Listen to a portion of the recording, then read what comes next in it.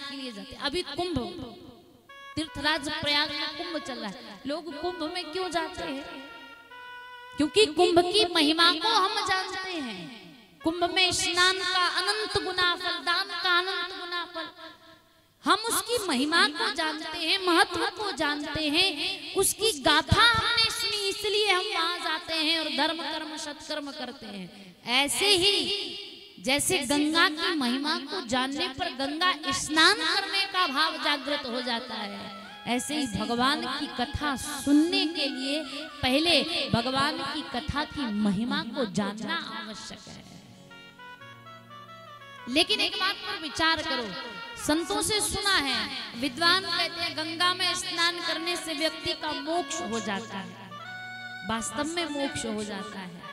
लेकिन एक बात पर विचार करो, जीव मनुष्य अगर गंगा में स्नान करे तो गंगा स्नान से व्यक्ति का मोक्ष हो जाता है, पर वो मछली का क्या जो 24 घंटे गंगा के जल में पड़ी हुई है? कभी आपने सुना कि मछली गंगा जल में मरी तो सीधी स्वर्ग चली गई? कभी ऐसा सुना कि गंगा जल में मछली ने प्राण त्यागे तो सीधा भगवान के धाम चली गई?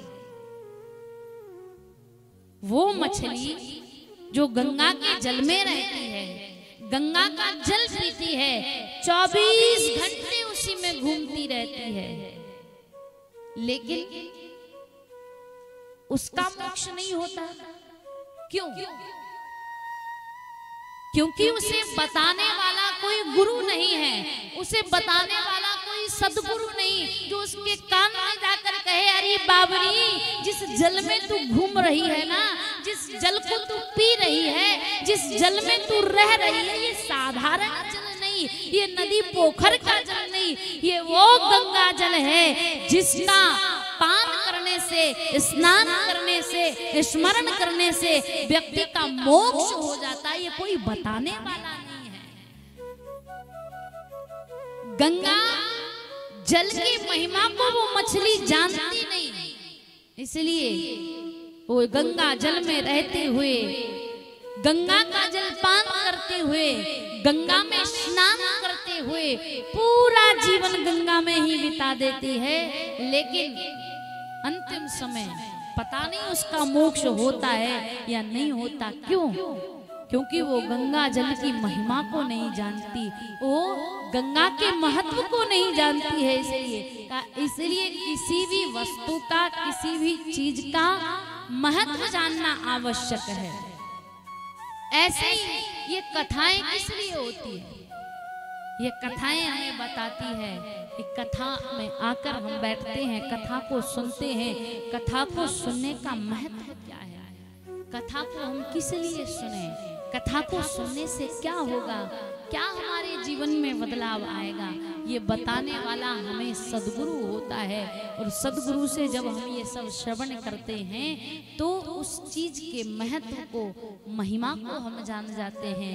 लेकिन गंगा का महत्व या गंगा की महिमा बताने वाला मछली का कोई गुरु, सदगुरु नहीं है, इसलिए वो गंगा जल में भी रहकर उसके महत्व को नहीं जान पाते। हम सभी भगवान शिव के चरित्र को जिससे सुन रहे हैं, इस शिव चरित्र को महर्षि वेदव्यास जी महाराज ने लिखा, गाया, सुनाया।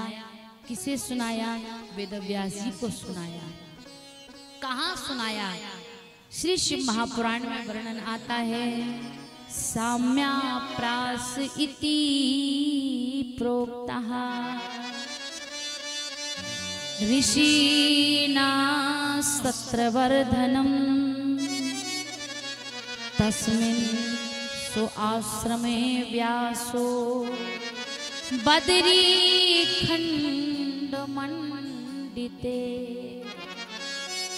आप सभी ने श्रीमद् भागवत की कथा भी सुनी होगी और भागवत में भी आपने सुना होगा, महर्षि वेदव्यास जी महाराज जहाँ रहते हैं उनके स्थान का नाम क्या है?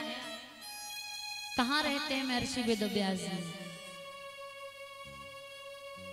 बद्रीनाथ धाम में, बद्री खंड में एक पर्णकुटी बनाए हुए महर्षि वेदव्यास जी महाराज वहां निवास करते हैं, जिसे आज के समय में व्यास गुफा कहा जाता है। आप बद्रीनाथ धाम जाएंगे दर्शन करने के लिए, केदारनाथ, बद्रीनाथ, तो वहां वेदव्यास जी महाराज का ये स्थान है जिसे व्यास गुफा कहा जाता है। लेकिन वेदव्यास जी महाराज जिस स्थान पर बैठकर ग्रंथ को लिखते हैं अथवा सुनाते हैं, उस स्थान का नाम क्या है? साम्याप्रास। साम्याप्रास नाम का यह स्थान है। यहाँ महर्षि वेदव्यास जी महाराज बैठकर ग्रंथों को लिखते हैं। साम्याप्रास इति प्रोक्ता। और कैसा वो स्थान है? ऋषि नाम सत्रवर्धनम। सब ऋषियों के द्वारा, संतों के द्वारा, सबके द्वारा वंदनीय वो स्थान है। तस्मिन् स्वाश्रमे व्यासो। अपने स्वयं के आश्रम में बैठे वेदव्यास जी महाराज बद्री खंड मंडिते, बद्री खंड बद्रीनाथ धाम में मांडा गांव पड़ता है। मांडा गांव के पास व्यास गुफा, और व्यास गुफा में बैठे महर्षि वेदव्यास जी इस पावन कथा को लिखते हैं, अपने शिष्य को सुनाते हैं। कहते हैं ये कथा कई स्थानों पर गाई गई, इसके श्रोता भी अनेक हैं, वक्ता भी अनेक है, लेकिन मुख्य श्रोता में भगवान शंकर का नाम आता है। सर्वप्रथम भगवान शंकर ने इसको गाया और मां पार्वती को सुनाया। दूसरे नंबर पर श्री सूत जी महाराज सौनकादि ऋषियों को, 88,000 ऋषियों को सुनाते हैं। उसके पश्चात नंदी भगवान, सनत, सनंदन, सनातन और सनत कुमारों को ये कथा सुनाते हैं। इसी कथा को तुमरुका जी ने विंदुक पापी को सुनाई, जिससे उसका मोक्ष हुआ। और आगे भी इसके कई श्रोता और वक्ता हुए, आप आगे की कथाओं में श्रवण करेंगे। महर्षि वेदव्यास जी महाराज ने इस पावन कथा को लिखा, और पावन कथा को जब लिखा तो कथा की महिमा बताई। कहा जिस प्रकार तीर्थों की महिमा है, भगवान के धामों की महिमा है, गंगा की महिमा है, ऐसे ही भगवान की कथा की महिमा है। क्योंकि गंगा की महिमा क्या है? संत कहते हैं गंगा गंगेतियो ब्रूया योजना नाम सतेरपि मुच्यते सर्व पापेभ्यो विष्णु लोके च गच्छति।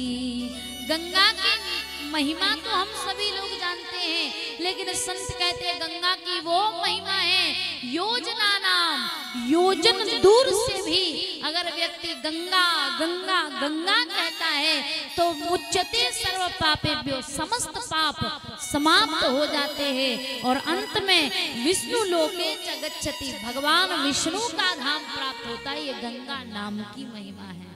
ऐसे ही भगवान के नाम की कथा गंगा की महिमा है कि भगवान की कथा की जो गंगा है, भगवान के नाम की जो गंगा है, अगर इसमें हम एकाग्र चित्त होकर ध्यान लगाकर भक्ति पूर्वक इस कथा को श्रवण करते हैं तो अंत में हमें परम पद की प्राप्ति होती है, भगवान की प्राप्ति होती है। लेकिन हमारा मन भगवान की कथा में लगे तब, क्योंकि हम तो यहाँ सब इकट्ठे होकर बैठे हुए हैं, हम तन से यहाँ हैं और मन से कहीं और घूम रहे हैं, है ना। तन कथा में बैठा है और मन बाजार में घूम रहा है। तन से हम कथा में हैं और मन हमारा घर में लगा हुआ है, घर में बहू अकेली पता नहीं क्या कर रही होगी। तन कथा में है और मन व्यापार में लगा हुआ है, दुकान पर हमने नौकर अकेला छोड़ आए हैं, पता नहीं क्या करेगा। तन से कथा में मन व्यापार में लगा, परिवार में लगा, घर में लगा, गृहस्थी में लगा, बाजार में लगा, तो ऐसे में कल्याण होगा क्या? हम तन से यहाँ हैं तो मन से भी यहाँ रहें।